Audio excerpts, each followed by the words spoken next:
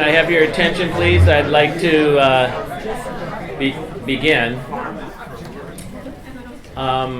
We have a number of people to this event that are not our normal group of people. That is wonderful to have new people coming to our event, so I'll take this opportunity to introduce myself, which I usually don't have to do, but I will this time. My name is Martin Sanchez-Jankowski, and I'm the director of the Institute for the Study of Societal Issues, which is one of the sponsors of our colloquium today.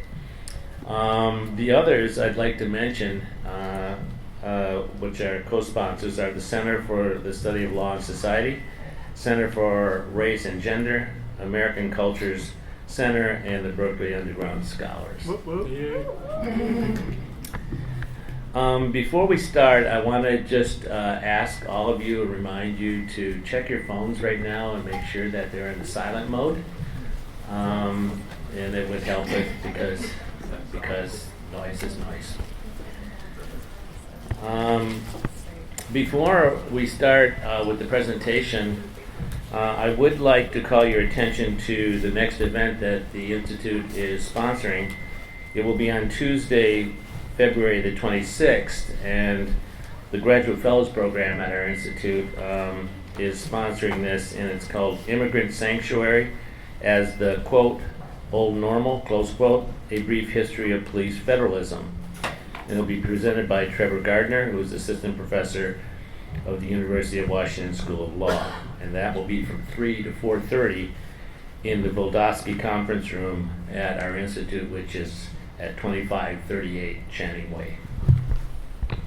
Now a little bit about the format today. Our speakers, our main speaker and commentator, will consume roughly around 45 minutes, 50 minutes, and that will be followed by questions and answers.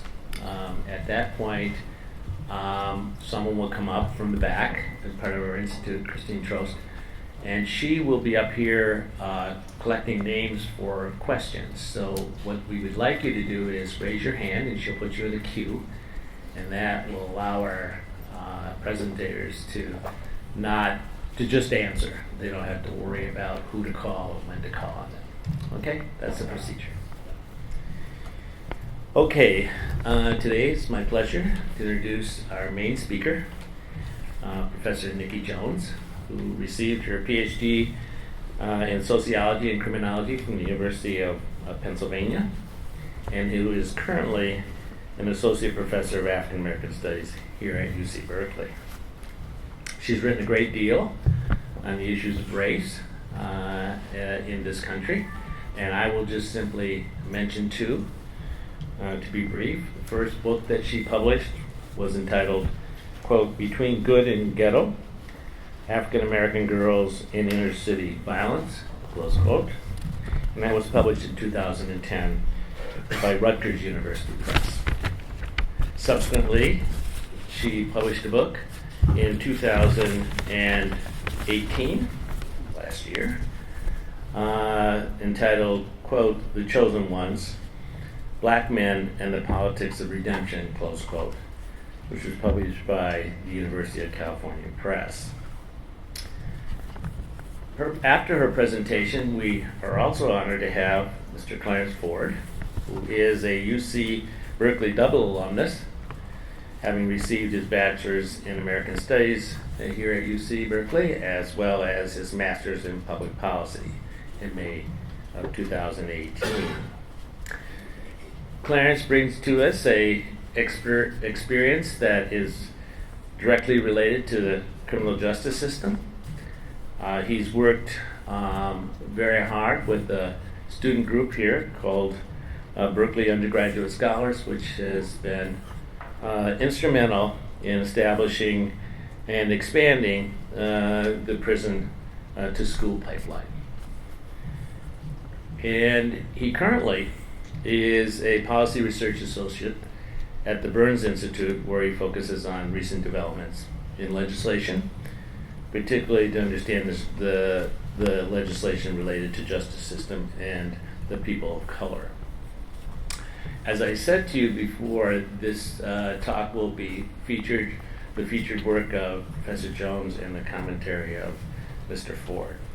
And the title of the talk is the exact title of the book, which is The Chosen Ones, Black Men and the Politics of Redemption. Please join me in welcoming Professor Nikki Jones.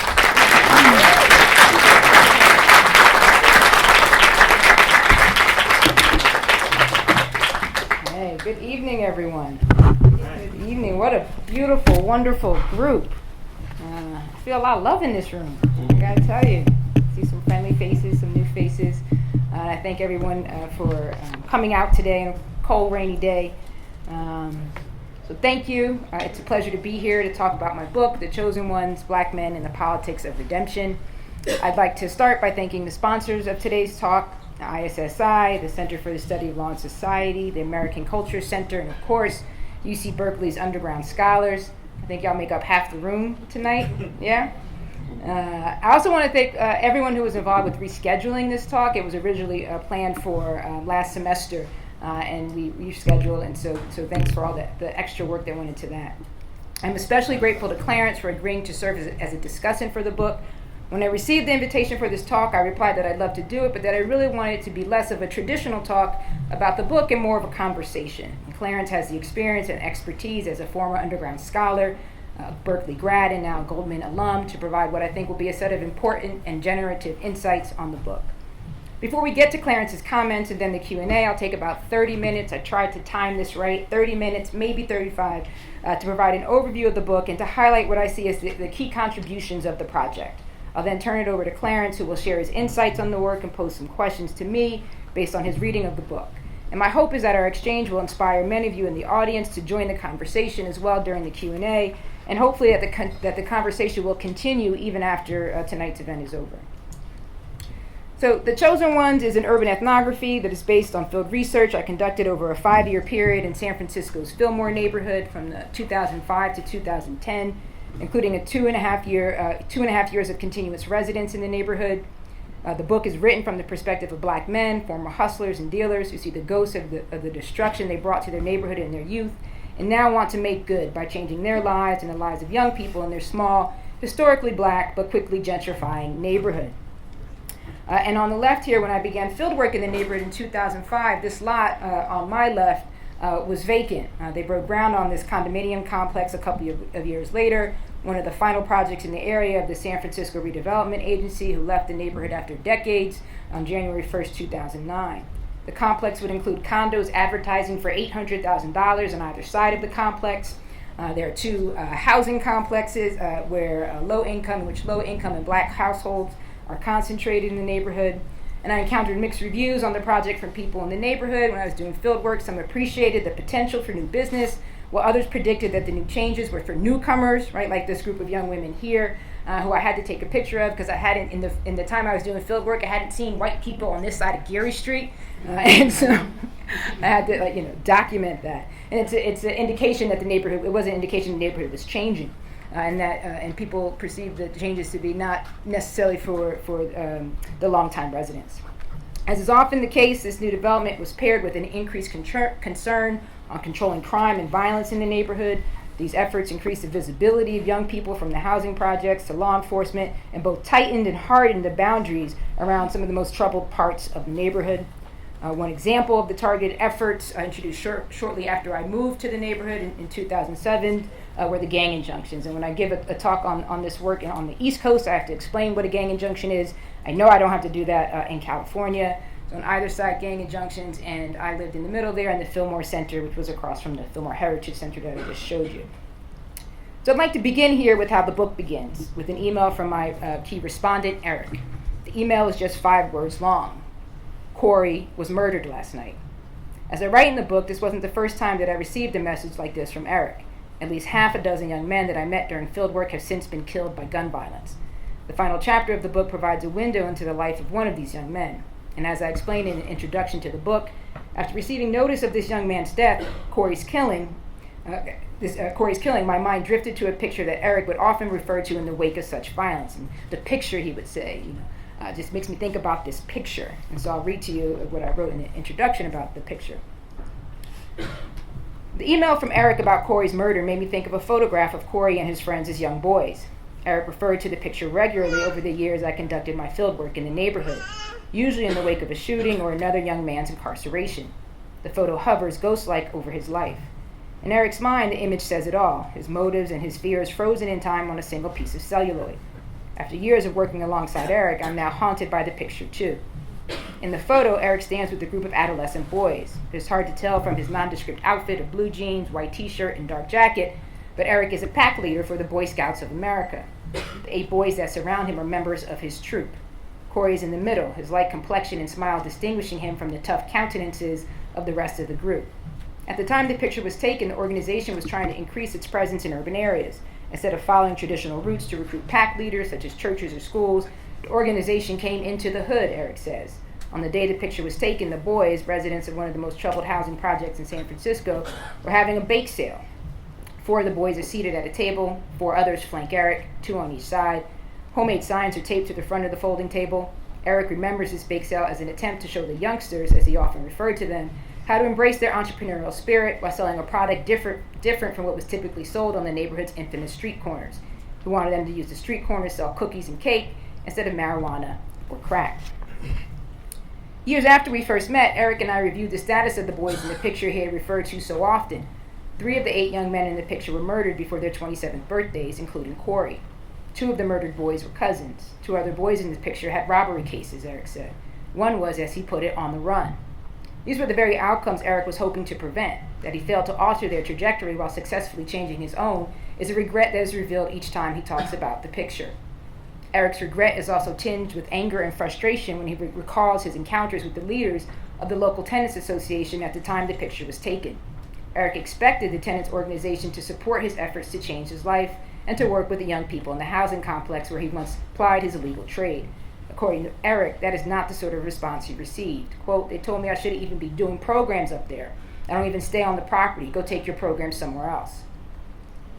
The perceived constraints put on his early efforts to do good left a strong impression on Eric, and he said something that sticks with me to this day. Quote, "And this is why I learned still to this day, is that when you really want to help, you in the way."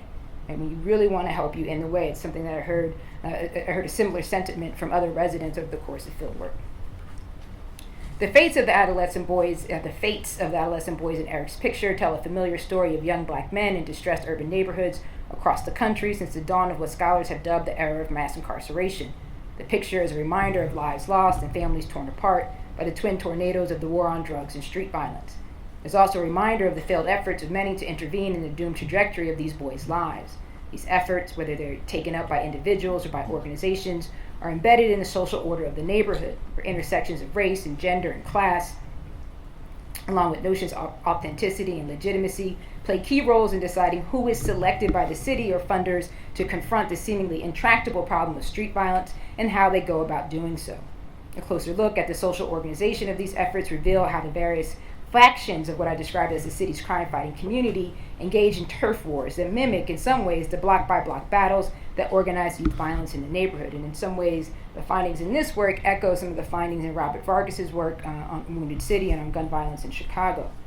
The Chosen Ones describes how these battles reinforce the social organization and objectives of the crime-fighting community, and in turn shape the life trajectories of men like Eric and the lost boys in his photographs. So the politics of redemption in the title of the book refers to, in part, the politics of the crime-fighting community.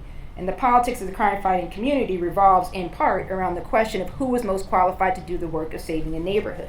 That is, who should be chosen to do this work? Who are the chosen ones? Is it book credentials, right, or is it street credentials? The answer to this question reveals the persistence of intraracial, class, and status-based tensions that have long existed in black communities. And I go more deeply into the politics of the crime-fighting community in chapter 2 of the book, but the book is not only about those politics, it's really about how those politics intersect with and shape the process of redemption. So the Chosen One is about the politics of crime fighting, and I should say that politics of crime fighting, with the introduction of Kamala Harris into the presidential campaign, She was the DA at the time where I was doing field research in the neighborhood, and certainly reflects some of the themes that I'm talking about in the book. So if anyone wants to bracket that off for the Q&A, we could talk more. We could talk more about that. But the book is about those politics, but it's also a story about transformation and redemption. Right, so Eric's experience with the Tenants Association reveals how the process of redemption is situated in a political context, and also in social settings and social interactions. Men who are working to change their lives must effectively manage the institutional and interpersonal ties that bind them to the street. They must successfully complete a term of probation or parole. They must resist the pull of loyalty links that might draw them into retaliatory violence. They must also account for the histories of bad relations that may follow them even after they've committed to changing their lives. In addition to this work, in order for some of this work to be successful, men like Eric must also convince others that their commitment to change is sincere. Right? They must act in ways that demonstrate to others, including community gatekeepers, probation officers, program managers, parents, and intimates, that they are no longer the men they once were. They must make good. And Shad Maruna uses the phrase making good to describe the differences between men who give up on criminal activity and those who persist. In his study of the stories that desisters and persisters, as he describes them, tell, Maruna found that the narratives of those who give up on criminal activity were characterized by tales of finding, quote, reason and purpose in the bleakest of life circumstances. Men who frame their circumstances in this way appeared to be the most committed to developing a new sense of self, one that reflected who they are, not who they once were. Making sense of their lives in this way, Maruna explains, helps them to resist the pull to engage in the types of activities that made them targets of punishment from the criminal justice system in the past. So as I learned over the course of field research for this book, people do not make good on their own. Right? People make good with others. People make good by doing good, by giving back to the neighborhoods or the people they have harmed in the past, as Eric tried to do with his impromptu bake sale. It is in doing good again and again that a person not only finds a personal sense of redemption, but also has that redemption recognized and validated by others. In this way, change is best imagined not as an individual accomplishment, but as a group process. And I should say that this is not necessarily a new finding in literature on desistance, but it's almost like always a footnote at the end of a study.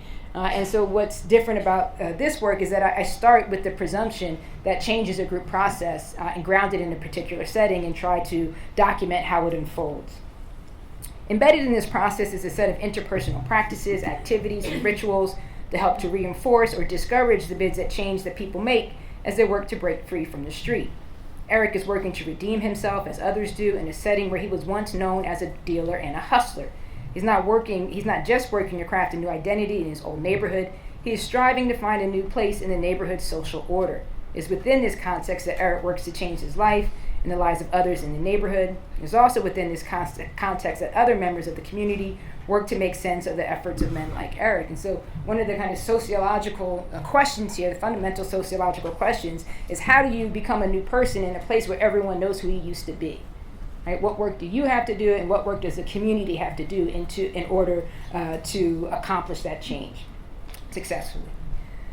Redemption is also a gendered process. This is not to say that the process of redemption is fundamentally different for men and women, or women. Rather, it is to say that gender ideologies, normative, hegemonic understandings of what it means to be a good or real man or woman, boy or girl, shapes the process of redemption in important ways.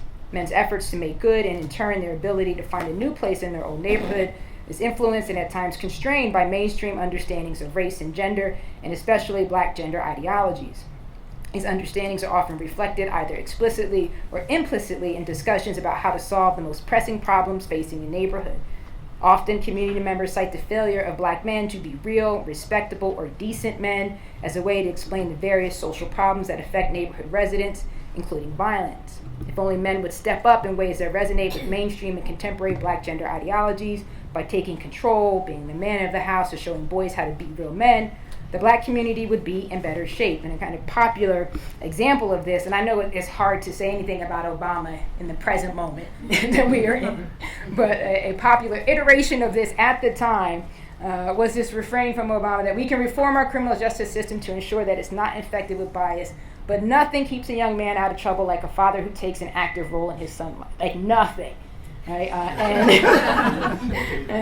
And I think the evidence suggests that is not necessarily true, and certainly there's evidence in the book that suggests that that's not true. But it's a refrain that went from the White House down to folks in the neighborhood, right? For men who are working to break free from the street, however, this narrative of black masculinity can engender a confusing set of expectations. Men are encouraged to relinquish a claim on dominance that help to order their lives on the street, while holding on to dominance in other areas of their lives, right? Being real men in other ways. For some, the pressure to meet the protector-provider expectation that is commonly associated with manhood encouraged their long-time involvement in illegal hustles to begin with. Men who make a break from the streets soon learn that even without the hustle, the pressure remains. These challenges highlight how the process of change requires not only a reevaluation of one's actions, but also a reconsideration of one's sense of self as a man in ways that challenge common understandings of black masculinity and encourage, to borrow from Patricia L. Collins, self-definitions, interpersonal relationships, and social practices that are not only redemptive, right, but liberating. So it's not only about, or the book, the story tells, not only about freeing oneself from the grip of the criminal justice system. It's also about freeing oneself from the constraints of the gender ideologies that complicate men's lives. And certainly I saw on the ground men doing this work. So The Chosen One joins other recent works of urban sociology like Robert Vargas's Wounded City, as I just mentioned, Patrick Sharkey's Uneasy Peace, in calling for a reassessment of the social organization of crime-fighting efforts in the city, which is deeply influenced by patterns of funding that flow through the criminal justice system into the community. It also complements recent work that documents the participation of the black community in ushering in or encouraging or embracing the tough-on-crime politics of the 80s and 90s. The book also contributes to scholarly discussions on violence intervention, criminological studies of desistance and reentry, and the study of black gender ideologies, especially black masculinity. And certainly one of the ways that my work stands out from other urban ethnographies is that examine the experiences of black men, and we know that there are many that do. I think the way that my work is distinct is in its interrogation of black gender ideologies and its use of intersectionality and interactionism as interpretive frameworks. So my site of analysis, where I focus my eye as an ethnographer, is often on what Irving Goffman has described as the interaction order at varying levels of granularity, with the understanding that it's at the site of the interaction, right, that inequality is reproduced or not. And I think you see this distinctive approach in each chapter of the book. And so I'll use, about halfway through, I'm going to use the remaining 15 minutes or so to provide a more detailed description of each chapter. I'll then wrap up so that we can move on to Clarence's comments. So the first substantive chapter of the book is entitled Eric's Awakening. And I use this chapter, Eric's life story, to illustrate what I think I came to see as common experiences shared by men who begin to reconsider their commitment to the underground economy in their early 20s. And Eric started to get involved in the drug game when he was a preteen, as was the case for other young men in the neighborhood. And so by the time they're reaching late adolescence, moving into early 20s, they've been already involved in this work for a decade, right? And so as they're moving over the course of adolescent development, right, they're making different decisions, they're understanding the world in different ways. And so that particular trajectory is a point of interest in the book as well. The chapter illuminates the earliest moments in which Eric begins to imagine pulling himself out of street life, points in his life that I describe as awakening moments. The moments include a commitment to faith, becoming a father at age 23, and a crucial decision about whether to use a gun against a rival group of young men. And each of these moments help to transform his burgeoning sense of awakening into a commitment to change. And one of the things I do in this chapter is I try to distinguish from what I describe as awakening moments to those moments that really matter, that those moments over here in the upper left that were high intensity moments, but also really were motivating moments for Eric as well. So the awakening moments were moments where he was like, I gotta do something else, right? But then the question is, well, when do you actually start to do something else? And one of the things you'll see here, that what distinguishes the moments that matter is that they're not necessarily the most dramatic moments, but they're the moments that are deeply intertwined with meaningful relationships in his life. His daughter, his uncle, his peers.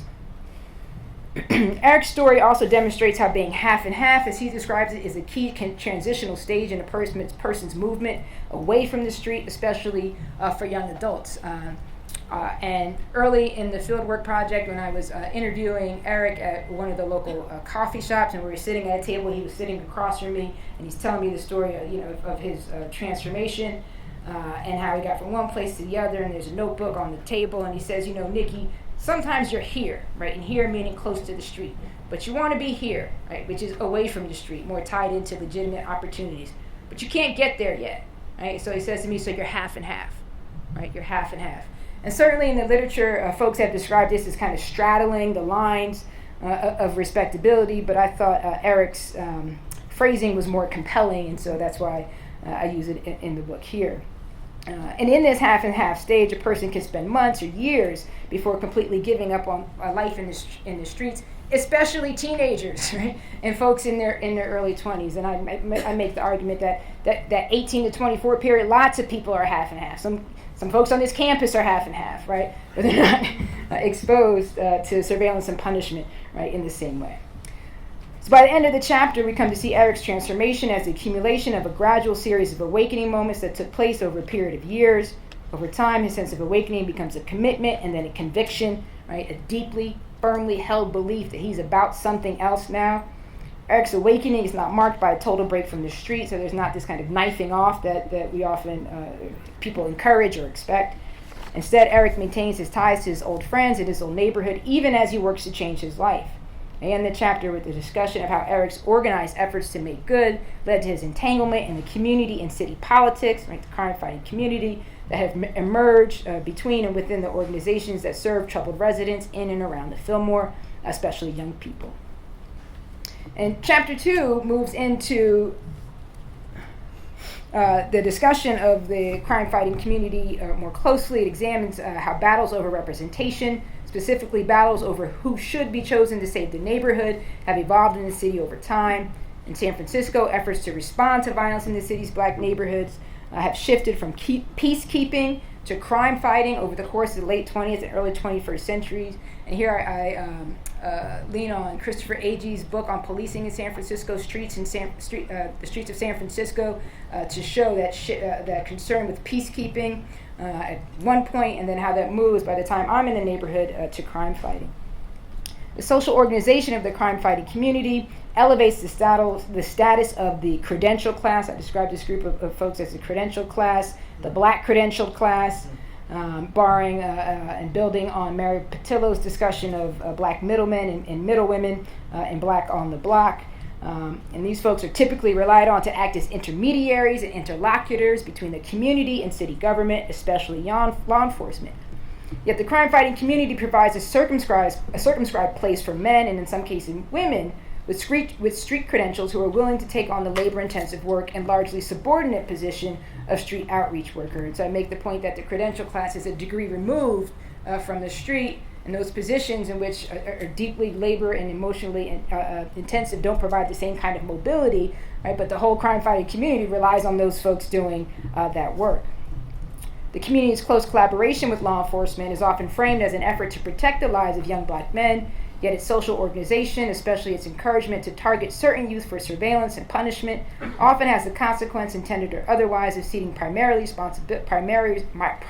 responsibility for the discipline and control of the most vulnerable group of young people in the neighborhood to law enforcement. And in this chapter, I provide review and critique of the kind of ceasefire approaches that splits the community up into decent law-abiding folks, law enforcement community, right, and then the quote-unquote thugs who are primarily involved in the crime and violence, and those are the ones that you have to target, right, in order to bring down the crime and the violence. So I critique that approach and describe how that exacerbates already existing tensions in the neighborhood. And as I described at the end of the chapter, the efforts to preserve the social organization of the crime-fighting community can lead to the alienation and exclusion of community members like Eric, a loss that can ultimately undermine its stated objective.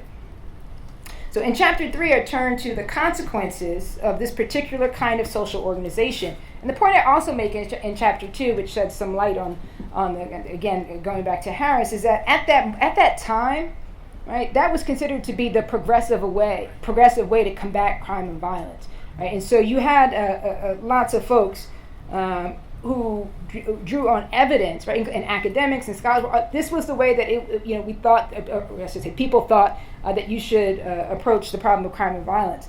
But I don't think folks actually thought through the consequences of that. And in the chapter, I described that a bit. So the crime-fighting community is organized around the bodies of young black men, yet, as I described in Chapter 3, responsibility for the control of young black men most vulnerable to violence as either victim or perpetrator is often ceded to the most powerful and punitive member of the crime-fighting community, the criminal justice system. This isolation and vulnerability is evidenced in the daily and routine interactions among a range of law enforcement actors in the neighborhood, from beat cops to task force officers and young black men. I focus in particular on the experiences of young black men in the neighborhood who were born in the 1980s or later and the decades following Eric and his peers. And although Eric's adolescence intersected with key shifts in criminal justice policy and practices that hastened the rise of mass incarceration and the deep entrenchment of the criminal justice system in neighborhoods like the Fillmore, young people born in the 80s would come of age under a law enforcement regime that would increase the frequency of encounters between the police and local residents without the guarantee of safety or protection from the threat of violence from either group. Fundamentally different experience with policing than any group that preceded them in previous decades. Under such conditions, the violence committed by young black men and the right of the community to be free from such violence, and this is one of the kind of rhetorical points that was made at that time, that the community has a right to be free from violence, not to be terrorized, right, by young people, right, is used to legitimize the efforts and organization of the crime-fighting community. The targeted surveillance and enforcement efforts supported by the crime-fighting community also exposes. And this is where I'm about we can critique the intended consequences. We can also critique the unintended consequences. Is that you have regardless of the logic, what happens is that a very large swath of young people come in contact with the police. And in places where these targeted efforts persist over time, it takes on the form of an occupation. Right? So young people feel as if they're coming of age in a neighborhood that is occupied by the police. And the juvenile criminal justice system in these cases can become the most significant institutional presence in young people's lives, which can make it even harder to reach young black men in crisis. In addition to describing the social situation of young black men in the neighborhood, I also use field notes and video data to illuminate how these practices shape the gender socialization of young men and exacerbate the vulnerability of other neighborhood adolescents to gendered forms of violence. In doing so, this chapter reveals how the experience of being a frequent target of police surveillance and intrusion is consequential not just for young black men, but also for young black women and girls. And I think, again, this is where my black feminist analysis and black feminist epistemology that informs my work distinguishes this project from other urban ethnographies, because I'm always simultaneously concerned not only about black men, but understanding that black men, right, have a gender identity as well, and that what happens to young black men doesn't just stay young; they are connected to other people in their lives, right? And so there is potential, even if you have a target that you intend, right? The potential consequences, right, ripple through the neighborhood, and the question is, right, where does all that originate? And so in Chapter 3. I bring our attention to how young men's frequent encounters with the police in high surveillance neighborhoods reveals a striking similarity to the range of formal and informal constraints that operate to keep women and girls and other gendered outsiders in their place. So what I begin to do here is try to show the ways that young men's experiences with police harassment or police violence are structurally similar to the experiences of young black women and girls with street harassment, right, and threats of sexual violence. And then once we understand those as similar, I want us to think about the relationship between the two. So as Patricia Hill Collins explains in Black Sexual Politics, the forms of constraint experienced by black women and girls, especially the omnipresent threat of sexual violence, are often hidden from public view or silenced during public discussions regarding the problems facing the black community. This silencing allows the violence to continue as if it is a natural, normal dimension of social life. This silencing, Collins explains, confines black women in an invisible cage of control, which only compounds the pain and vulnerability that comes along with confinement. As she writes, being confined in a cage that seems invisible to everyone else nullifies a woman's suffering and exacerbates her isolation.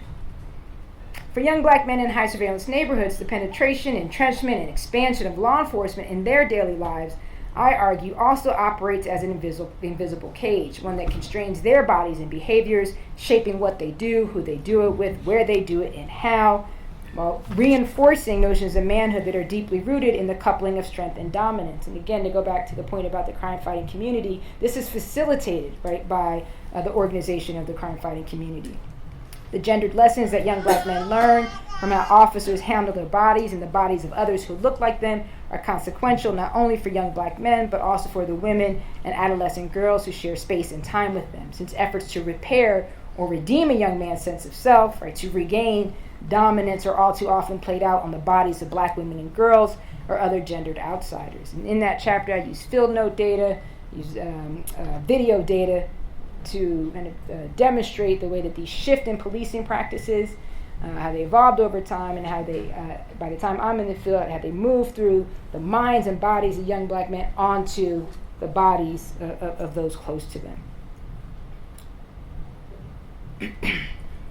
So in that chapter, I make the point that routine encounters with the police, whether they unfold in public or private or experienced directly or indirectly, hold the potential to send ripples of aggression throughout the community. Acts of physical aggression may manifest in the actions of young black men, especially in their relations with their peers, family members, intimates, or other authority figures, in ways that reinforce stereotypical ideas about black masculinity and fortify efforts to constrain and contain their bodies. And this is one of the key takeaways, is that the hand that local policing efforts play in the distribution of this aggression is often made invisible, buried in calls to contain the violence that is presumed to originate in the bodies of black men, which, to borrow from Collins, only exacerbates the isolation and vulnerability of black men and those close to them.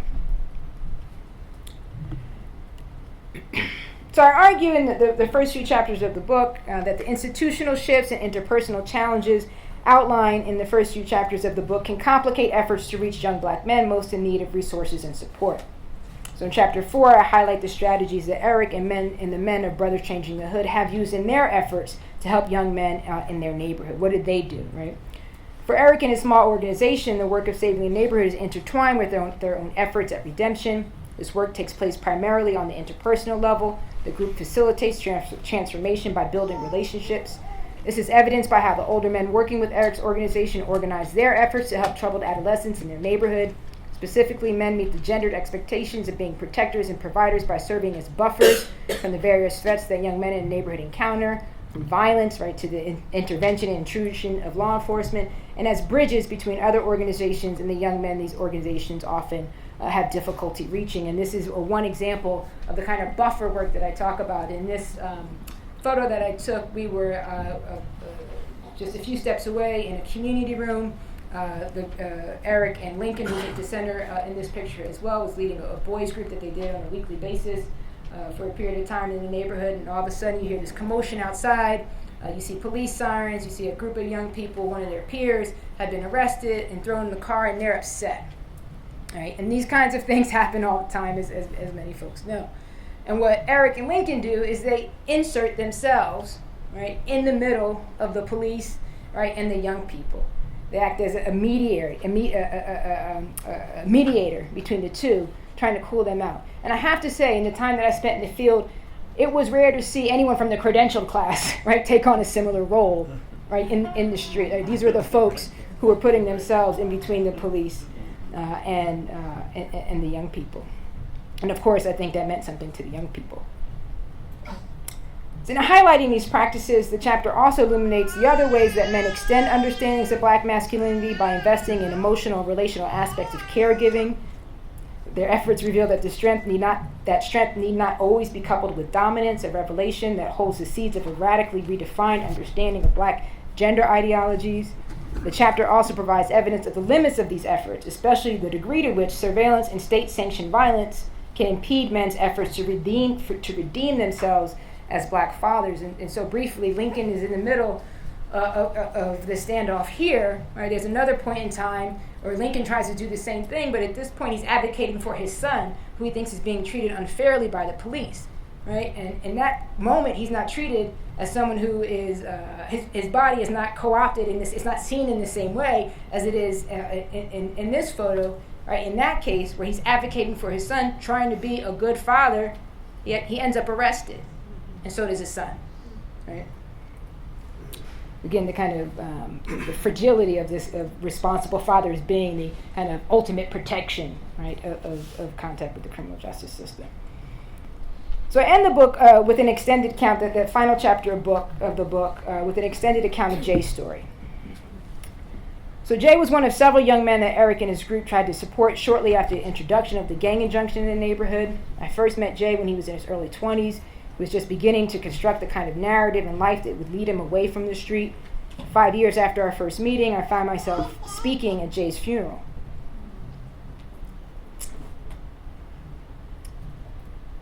And in this chapter, I try to illustrate how Eric's work and the work of Brothers Changing the Hood intersected with Jay's efforts to change his life.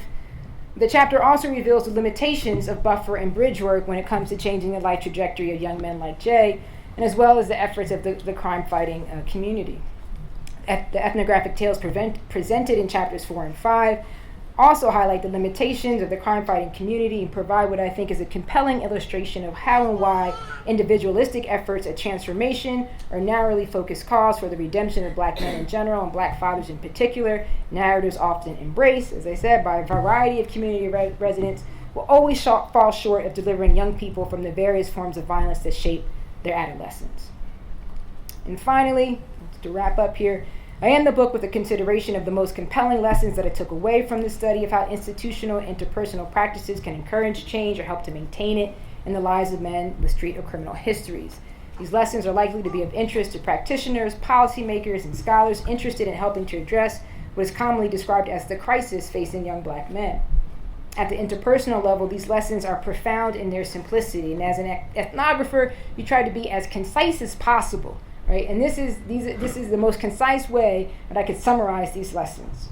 First, change takes time. Right? Change takes time. Second, change is often framed as an individual's personal journey, but successful change is better imagined as an interactional process. And finally, relationships are transformative. Very simple lessons. Many of you know this work, have done this work, and understand that much of the kind of social organization of violence intervention, violence prevention, crime prevention, and all that is not organized necessarily around these basic principles. Put simply, an individual's pathway to change may begin with an internal awakening, but successful efforts at change are often sustained with and for others. At the structural level, these lessons challenge the objectives and organization of the crime-fighting community and strengthen calls for a more effective, inclusive, and liberating form of organization that would build buffers and bridges for youth most vulnerable to violence in contact with the criminal justice system. And an excerpt from the conclusion of the book kind of sums this point up. Buffers do not prevent people from taking hits, but they do soften the blow, and in doing so limit the damage done to a young person. Bridges provide support as young people cross over from one setting to another. For some, the gap may be small, but for others, it may be a chasm. Crossing over can induce uncertainty, anxiety, and even terror. It is to be expected that young people will take a few steps back as they make their way. It is the responsibility of the community to ensure that the bridge is maintained over time. An appreciation of these lessons can improve current efforts to support people and programs that are committed to helping people change their lives. And in the conclusion, I move beyond the Fillmore to highlight some programs that I think embrace these principles or reflect aspects of these principles. But of course, these lessons are necessary but not sufficient components to addressing the persistence of violence in poor black neighborhoods, other neighborhoods in the country. As I describe in the final pages of the book, reaching that objective requires a commitment from social institutions to create the conditions for change and, more importantly, for freedom for those most vulnerable to violence. So that's the book. That's the story.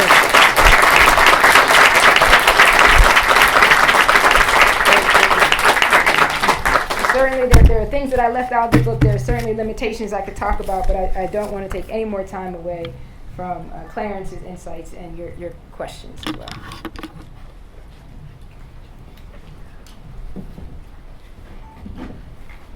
You are. Can everybody hear me? Yeah, thank you for that, Nikki, and thank you for writing this book. I was just thinking, like, when I was in school here, like, out of all the nonfiction readings I was assigned, like, this book for sure I would have finished. It's because I could, as I was reading it, it resonated with me so much because I saw myself throughout the book, from like the awakening moment she talked about, the half and half, the black male exceptionalism, all that, right?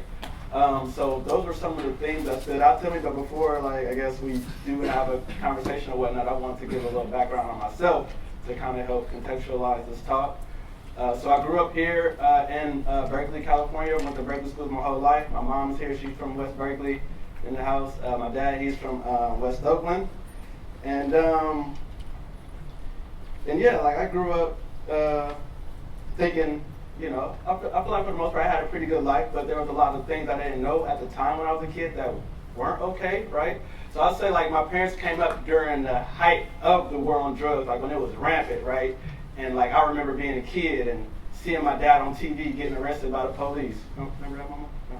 Yeah, I was just, Mom, she's like, look at your dad. And I'm looking, he getting arrested by the police, and I'm thinking you just see it, but you don't really think nothing of it, right? So, so for the most part, I feel like basketball, in the hood, you play basketball, stay out of trouble, you do that to keep you busy, sports or whatever, right? That's kind of what we are conditioned to believe we're good at and where we can be successful at, right? But the odds of that are so far off. So when I got to high school, I continued to play basketball, and then it hit me hey man, you're too short to play ball. But you can't really tell a kid that, because it's you'll be Christian dreaming, and it's hard to be realistic, right? So I feel after basketball, I just started shifting. I started selling drugs, started selling marijuana, which is now legal. My first entrance into the criminal justice system was for selling weed, and that's now legal, right? And I got expelled in high school for bringing a firearm as a means of protection to protect myself from a rival group, right? So I got expelled, went to juvenile hall, spent about 3.5 months or so there.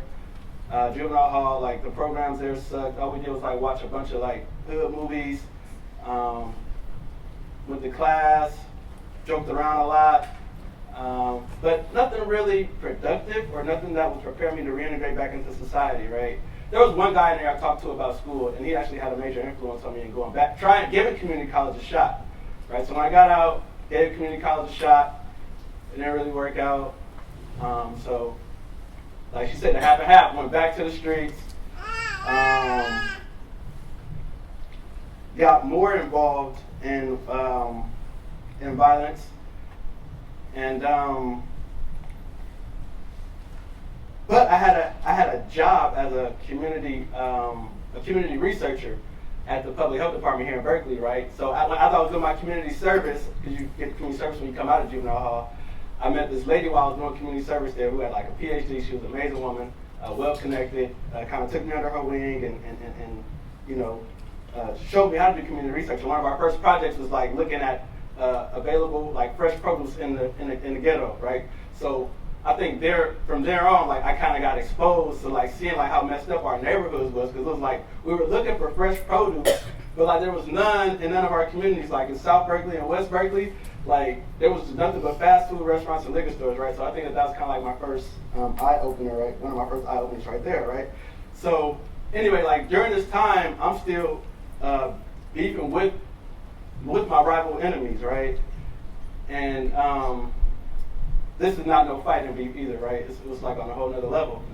And word had got back to my boss at that time that I had got into it with somebody outside of work, right?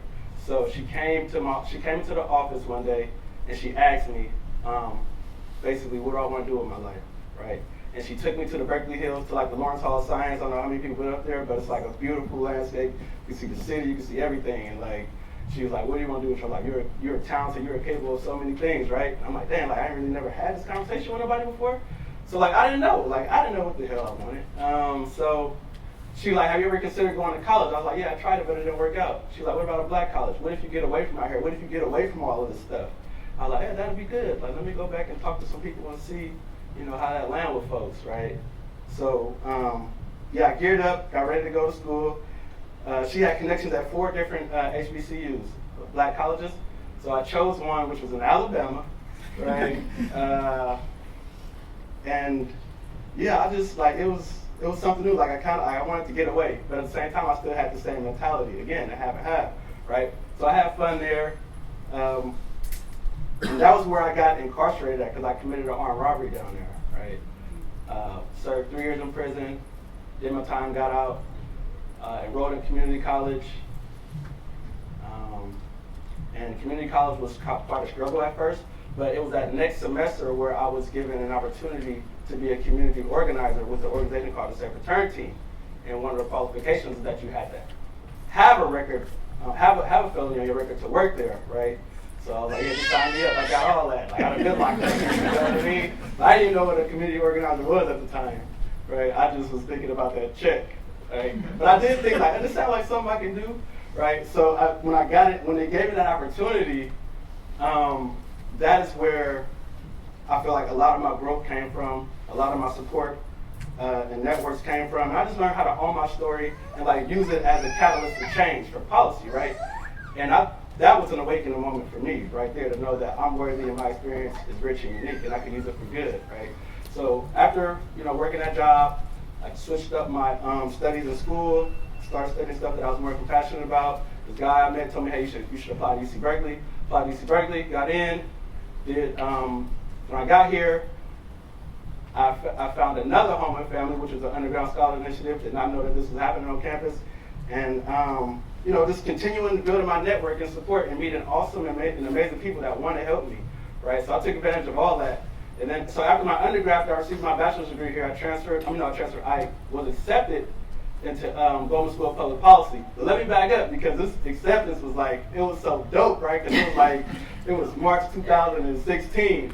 And I had like just discharged parole after serving 5 years, and I got accepted into Goldman School of Public Policy. So I was like, bam, bam, like I'm in the game, right? So did 2 years at Goldman. It was. I mean, coming over the math background, I see some of my GSPP folks in the house. It was rough. It was a rough 2 years, but but I made it through, and now I'm working for an organization called the W. Haywood Burns Institute, and I've been there for about 6 months now, and that's kind of like my story in a nutshell. But like to go back to discussing some topics through the book, as I said before, like I definitely want to talk about like conservative Black ideologies for sure, and the have and have, and gun violence, and I can't think of it. But yeah, I kind of like we could talk about these specific topics and then do some Q&A, but then if that's all right with you, Yeah, and then after that, just kind of open it up to whatever stood out to anyone. So I guess we can start by talking about conservative Black ideologies. Does anyone in the audience want to explain what that may mean to them? Anybody bold, brave? Go ahead. Well, our father was on television, as it were, Mr. Bill Cosby, his whole,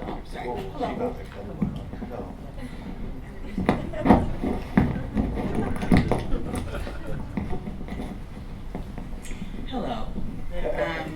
You're talking about Black conservative ideology. It's something I'm not clear on, and it makes me unhappy. But that comment that Mr. Obama made, and you're right, in this context, we can't say anything about it. It's really hard. But when Mr. Bill Cosby went down to Stanford or wherever he went to go through his speech, as it were, we're not even going to deal with his behavior. It's like, dude, I mean, I just I don't have any words, so I hope you have some. Mm-hmm. Oh, yeah, I definitely do, and I'm so glad that you mentioned Bill Cosby as a reference. I remember my auntie Don't Sydney. get Clarence Thomas for a while. Yeah, they both know good. But yeah, so my auntie, she sent me a book when I was incarcerated, and it was a Bill Cosby book, right? And I'm reading it, and I'm like, this dude sound like Uncle Tom, right? But at the time, now when I think back, like after all I've learned, I could see it in a different light. But at first, I'm like, he was like making me feel bad about myself and my culture. Like, he's saying the only reason we going to jail, we misbehaving because our pants sagging, and you know, the way we talk, our lingual, our culture, all that stuff, right? All that, but like not acknowledging the structural racism, the structural violence, the stuff that makes us do these things, right? So I feel like that's something that I hadn't known before, and now it makes so much more sense to me. And just to kind of talk about what, you know, Black conservative ideologies are, is like what you said about Bill Cosby and his stance, and the whole idea that a man has to be the head of the household, a man has to be like this dominant figure, right? And that's not the case. That's not the case. I was talking to somebody the other day, and we were talking about like fatherhood, and like, does a man need to be present in order for you to grow up and be successful? Like, do you need a father figure? Can a man only teach a man how to be a man, right? And I sat back, I thought about it, like, I don't know. My mom did a pretty amazing job, so I don't really agree with that sentiment anymore. Yeah, and just to kind of add to that, and so there's the conservative Black gender ideology that deeply invested in this idea of Black gender complementarity. So there's these kind of biological, essential qualities of men and women that go together if and when men and women are fulfilling, right, their quote-unquote natural potential, right? But the question that you just asked, that puts a number of queer families right outside, right, of any kind of imagining of a family, even, right? So there are ways that those ideologies can do a kind of violence, right? And that's one of the points that I'm making, whether or not it's intentional, right? And so one of the tough parts of this book was writing. And at some points, I was like, wow, Nikki, you were really going in on this credential class, right? Knowing that there's a logic there that people are also deeply invested in, and that they believe is the thing that will help young Black men. So I don't know that it's in every case motivated by, right, some you know, it's malicious, or, I mean, I do think that, but I think people are I think we need to be more critical of those gender ideologies, the constraints of gender ideologies, and we have to understand the way that people's conservative ideologies can be easily co-opted. And when we think of what happened in that moment, what I see happening in that kind of aligning of two communities against the most vulnerable group in the population, and saying, well, that's the group that the criminal justice system should deal with, I see an exploitation of that impetus to tell young Black men to pull up their pants. But they're not going to pull up their pants, then somebody needs to tell them something. Right? And certainly, like, this was deep in the, and I know it's deep in lots of neighborhoods. And this is how you get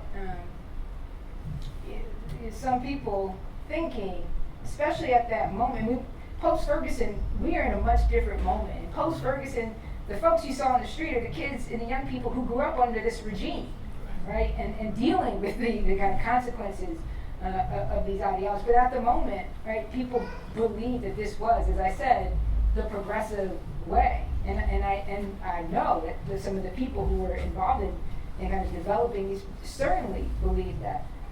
But what happens when you take the power of the state, right, combine that with these conservative ideologies, and then essentially give up most vulnerable young people in the neighborhood to them? I mean, I think we see what has happened as a consequence of that. Right. And then I feel like it can also make us complacent in terms of trying to create change. Because if they create this law, like, for example, like, a lot of elder, I can say this for a lot of older brown people too. It's like a lot of our grandparents and elders say, like, it's your fault. Like, you made that choice. It was you. It had nothing to do with anybody else. You made that choice on your own. And it's this individualistic focus, right? And I feel like that does a lot more harm than good, right? So, like, weed was illegal at a time, and now it's legal. So you mean to tell me, like, I'm selling weed is my fault, but now it's legal? I don't know, I just feel like it excuses racism and systematic oppression. But yeah, I don't know if anybody has any comments on it. Yeah, my comment was a sense of that feel like in an effort for folks to not really deal with the issue of systematic racism, they don't really want to deal with the fact that a lot of parts of their life are outside of their control. They pretty much try to take a personal ownership of something that at the end of the day is not really in their control. There are certain laws, they're not at the table when certain laws are being made. They're not at the table when the developers decide what houses they're going to build and what houses they're not. They're not at the table when they make the laws about, you know, where the firefighters are going to go or how much taxes are being paid. So ultimately, what people do is like, well, I'm not at the table at any of this stuff. I'm just going to take personal responsibility for everything. And it just kind of, for me, there needs to be some way for folks to deal with both and. Yes, I can take some personal responsibility of this, and I also need to admit that there are pieces of my life that I just don't have in my control, right? Like, anything can happen. A police officer can decide to pull me over and kill me, and it's a possibility that they have a license to kill and it'll be my fault, right? Let's insert Sandra Bland, insert any other black body that we've seen on TV. And so it's like, also to me, how do you deal with that piece? How do you deal with that? So the feeling of powerlessness, is that just a feeling among people of color, or white people, or everybody as a whole? Are you asking me? Mm-hmm. I think that the feeling of powerlessness is felt most acutely by those who are oppressed most by the system.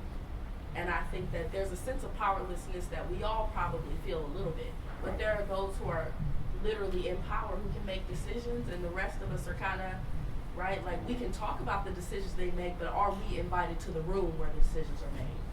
Right? So, I don't know if you're picking people. I just wanted to add to that. Oh, go ahead.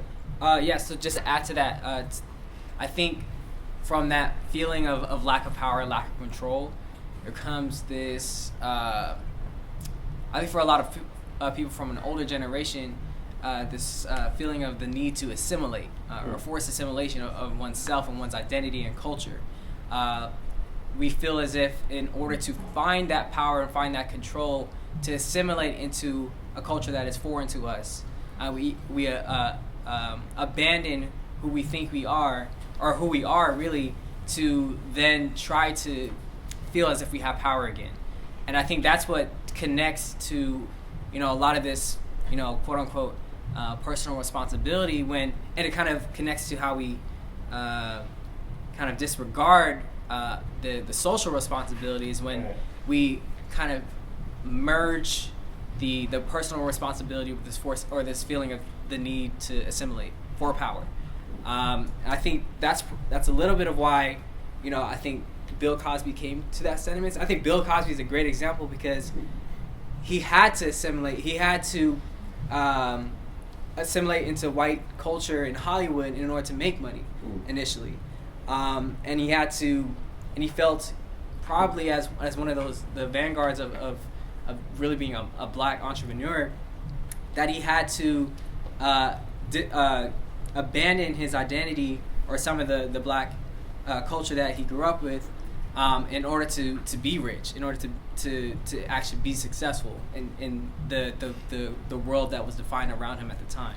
I think what we're starting to realize is that was a way to do it, and it had its pros and cons. There are better ways to do it now, in ways in which we do not have to abandon our identities and force ourselves to really not even know who we are anymore, in order to reach the conclusion where we are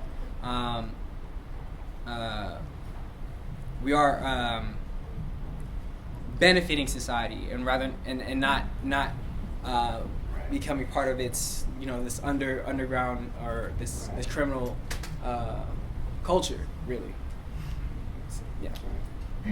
Just to pick up on what you said about powerlessness, because I think it's such a deep and important theme. And when I'm talking about the kind of invisible hand of policing and instigating violence in the neighborhood, there's an example in the book that I use with Lincoln, who was the one in the middle of that standoff. There was another boys group meeting, and I walk in and they're talking, and Lincoln is asking the group of young men, maybe half a dozen young men, about a recent arrest in the neighborhood, right? And so someone, there was a call to the police arrived, they arrested somebody, everyone knew it was the wrong person.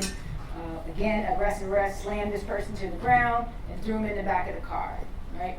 And these are like 12, 13, 14, 15-year-old kids, right? So Lincoln's talking to them, you know, how'd that make you feel, right? To see that. And that stumps them for a little bit. How's it make me feel, right? Feels like the police don't like black people, right? Feels like the police are going to come and soon they're going to take all the black men and we're going to need a pass to get back on our property, right? Feels like you don't have no power, right? It's really, it feels like you don't have no power, right? And so we're having this conversation, and I have to leave first that night because I'm still teaching at Santa Barbara at that time. I'm catching an early flight. And so as the conversation trails off, I get up and leave and I begin to walk out the back door. And after having this conversation about feeling powerless, group of young men, and I've known these young men and they were always like respectful and deferential to me. I get up, only woman in the room, right? I get up, I put my hand on the door, walk out, and one of the young men turns around and says, "Bye, sexy."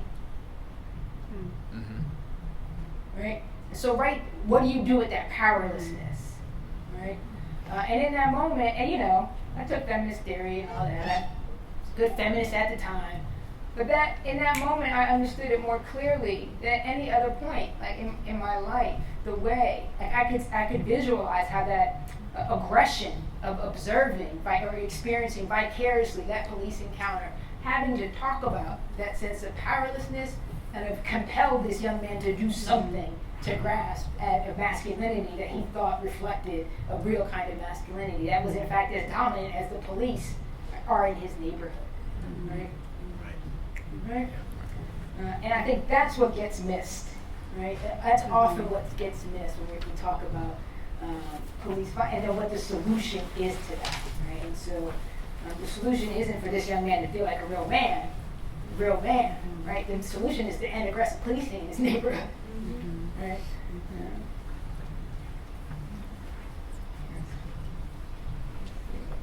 Other thoughts, questions? I'm sorry we don't have a microphone. We should. That's okay. I can talk loud. Okay. I just want to say thank you to both of you because this was phenomenal. But this is my question. So you came up with the theory about the power of relationships. It was one of your basic tenets. Okay. So I'm working with a national coalition, and one of the things that we're studying, because we're trying to implement systems change and talk to policymakers, is the power of the relationships in changing systems and policies. So all like up and down relationships become, I'm seeing everything through this view of how important they are. So I guess my question to both of you is in Clarence, your community organizing and making relationships, could you speak a little bit to the power of that and how you achieve that for change? That's a good question. I feel like relationships are very influential, especially in politics, and when it comes to policy change, it's not what you know, it's who you know. I feel like what you know is who you know probably can be applicable to almost anything, right? And I feel like when I first came into community organizing, I felt powerless, right? And I felt like my experience was not unique. And I didn't have that dialogue. Like, I was not talking like this several years ago. And just learning how to navigate and code switch, having to be one way at home, and then, or in my community, and then one way in these meetings. Like, I had to learn to master that. I learned to master that. I'm still mastering it, right? And then I feel like it also goes back to what Nikki talked about, was having credentials, right? Like, one of the things that motivated me to go to school, I feel like I can speak for many folks, is like to get the credentials. Like you'll hear like a lot of formerly incarcerated people say like, oh, I had to go to school to get the credentials so people would listen to me. So that in itself is a way of how I had to maneuver, right? So I'm like, I gotta go to school, I gotta get my bachelor's, I gotta get the master's, and then maybe people will respect me. Now, but now that it's coupled with my experience, now people will listen to what I have to say. But what if I didn't have all this stuff? Like, if I didn't have this master, if I didn't have this BA, would I still be as valuable? Will my insight be as valuable? Will people listen to me? I mean, like, this makes me think of, like, decolonizing the institution. But yeah, that's just my reflection. Yeah. I think in the story that Clarence was telling, you were telling about your own trajectories, you see that your relationships are transformative in you know, the way that in the point that I was making. And to go back to that chart that I was going over with Eric, where I had the intense moments that actually moved him to change. What was interesting is that, I mean, that took a while to put together. Like, I sat down with him and went through like over a dozen index cards of moments that I had recorded in my field notes. Like, well, this seemed like really important because you mentioned it. This seemed really important. But in the end, it was, you know, that small cluster, right? So not getting shot at, right? But this small cluster.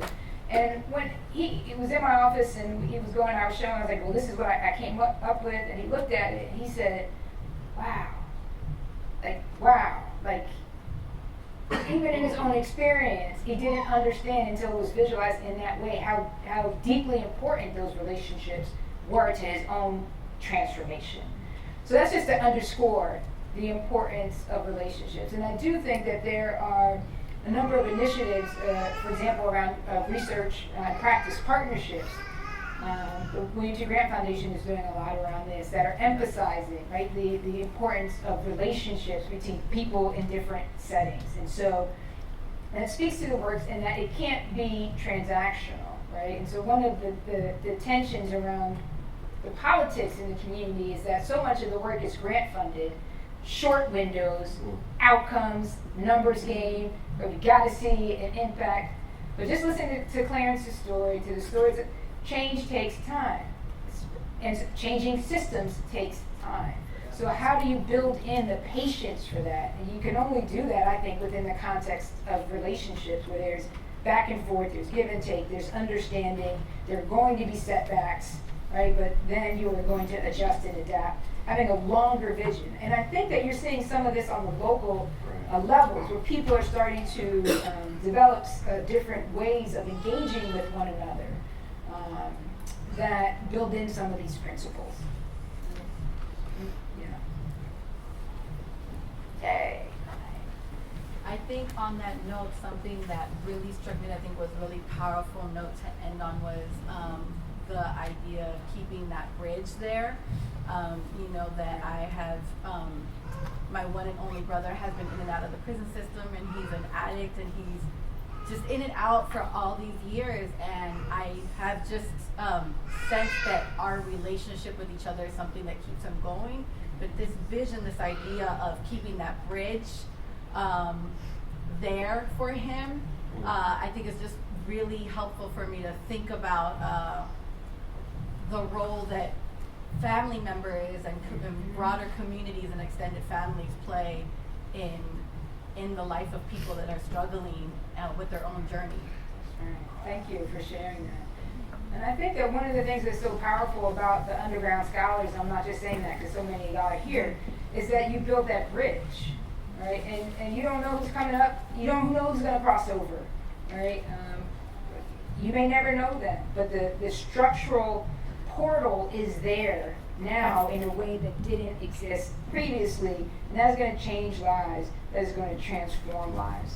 And so I should say that I know lots of us in here are getting credentials, right? I got my own set of credentials, right? And so the question is, how do you use those credentials?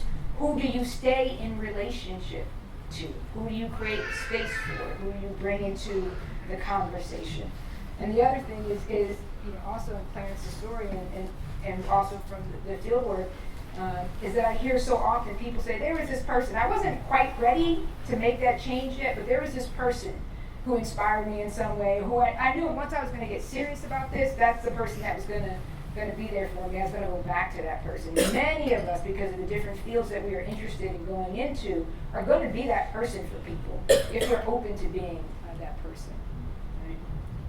And that's what to me was really important about the interactional and relational level. Then, of course, there's some massive structural changes that have to occur, and I think some of that's happening on the ground as well. Let's see. I don't know how much time we have. Do you have time? About 5 minutes left. Okay. Yes. Dr. Jones, thank you again for your time. Thank you for being here, one of my students. Extra credit. That's right. Up to 5 points. But I'm sincerely present because of the conversation. And my question is, as I relate closely to the half and half student you spoke to, the work that I do now is also working with those students that desire and require a little bit more patience. That's right. So my question to you and to you, Clarence, as well, is like, how do you engage and keep those and maintain those relationships with folks that are not quite ready? Folks that have decided, when I get out of jail, I'm going to community college is different, then I'm gonna get this key and I'm gonna see what happens. But they still have this desire. So those folks deserve, in my opinion, those folks deserve the same conversation, the same push, the same where are they nows that the folks that have decided I'm going to community college and do 35 units and get to Cal next semester. So my question to you is like, how do you, and I mean you as a professor, because you cannot do it all, you are not the University of California, though you're one of the doper teachers of professors. that does not give you the... That's going to come back to you. That doesn't give you the ability to completely create this whole pathway. Which is, so how do you do it as a professor, and how do we do it as folks in the audience? Yeah, that's right. No, I appreciate that.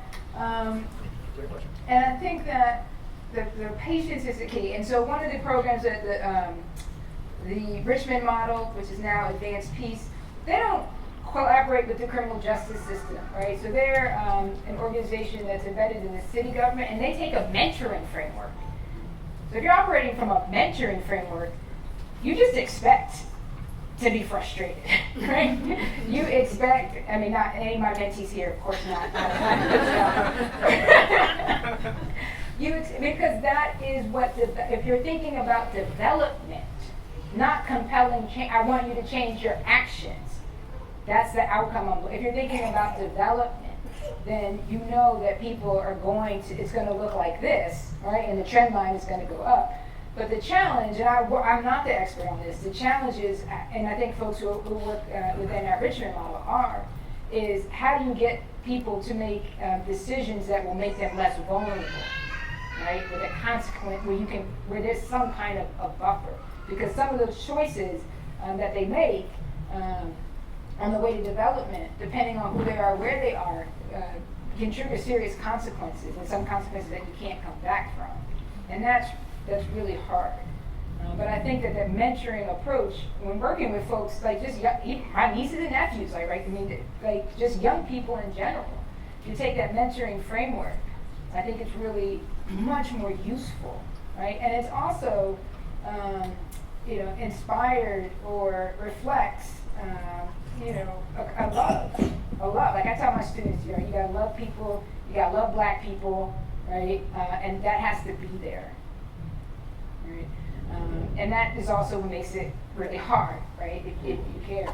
But for me, in the work that I do, and I'm not doing the community organizing and the violence intervention work, that mentoring framework I find is much more useful than any kind of punitive approach, heavy-handed approach. Change now, or you're going to prison. What? That just seems those aren't the conditions under which people typically make change, right? When they're terrified, right? And you feel that the same way, even with the attempts to get folks into academia, because it's like, well, if you're not going to be in school this semester, then I can't work with you. It's like, well, sometimes people are 13 units and then I drop out and then I'm back again. That's right. Yeah. And the other thing that people will say, oh, well, they're just playing you, right? There's a deep suspicion of people when they're on that, right? What am I going to lose, right? What if that's true? I don't think it's true. But even what if it is? Like, what do I lose from extending my hand and trying to be a support, right? And to this person in this moment. It's low stakes for me. It's high stakes for them. You know? That was perfect. Patience, like she said.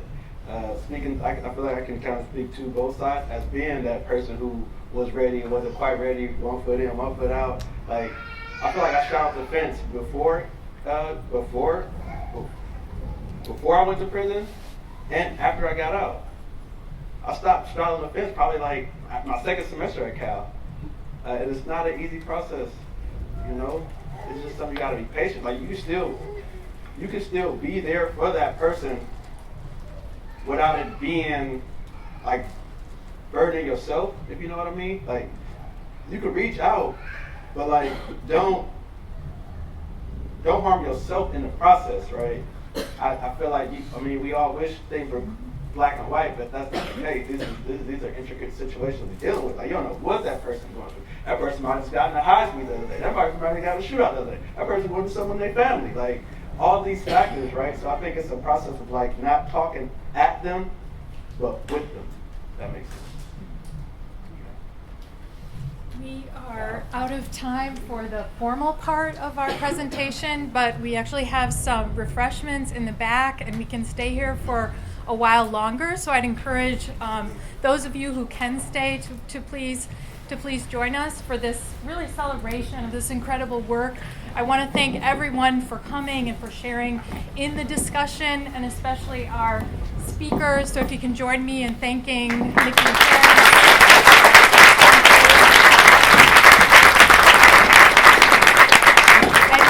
Join us for some refreshments. Thank you, slide. Okay. So exit out of these 2 doors, please. Thank you. Grace. Oh, thank you. I really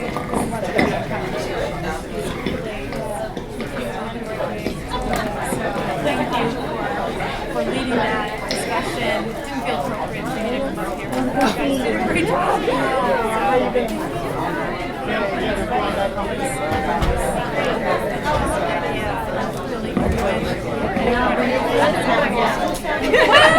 Maybe a little bit, but no, it's like a dream to have, to be able to create adventures and inspire, conversation.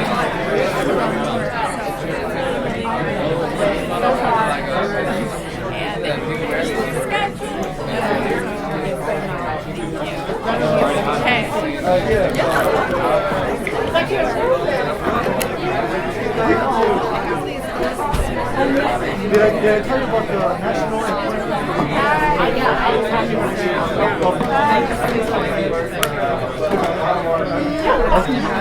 I didn't always see you with something.